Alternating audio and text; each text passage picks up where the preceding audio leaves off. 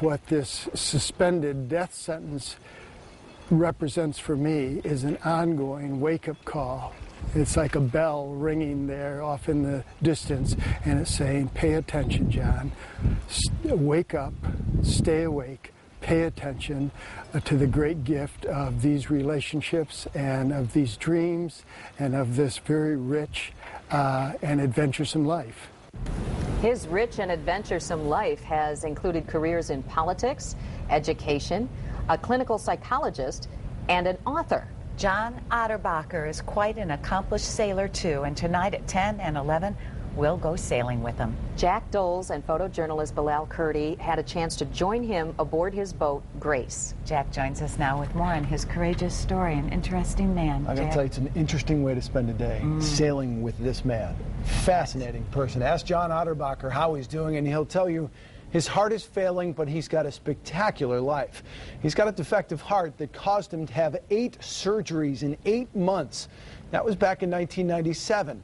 What did he do? He went for a 6-year sail after that. 13 years later, he's still smiling, still sailing, and sharing his story and message in books and speeches. His book, Sailing Grace, has done quite well, and they're actually going to start to make a movie on this very soon. He's signed some papers with a Hollywood producer, and they're in the process now to turn this into a book, into a movie. I hope they shoot it here on Lake Michigan. I would imagine they will. You know, especially with the tax laws, the film tax laws, and so forth. They certainly looked around White Lake where he keeps his boat, Grace, docked, and they love the area. I love looking at that video. It just looks so refreshing to be out there. What was it like when you were with him?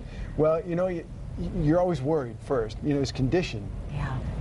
He knows he's been living on borrowed time, and he's lived that full, rich life. I mean, there are a couple of ingredients to staying alive this long. He says nothing you'll find in a medical book.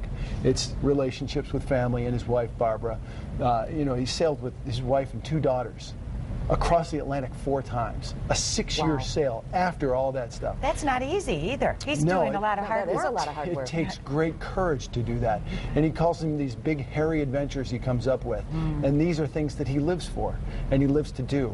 And then he gets to write about them, which is a kind of a fun way to share it all. The challenge and excitement keeps him going, I imagine. That's part of the ingredient. Yeah. I remember when I was a rookie reporter, he was a lawmaker.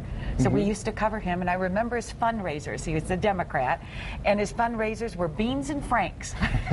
Used to get a lot of people in there, never cost too much for his constituents to show up. And you know, he was a state rep and a state senator. He ran for the Democratic seat for U.S. Senate, but he lost 11.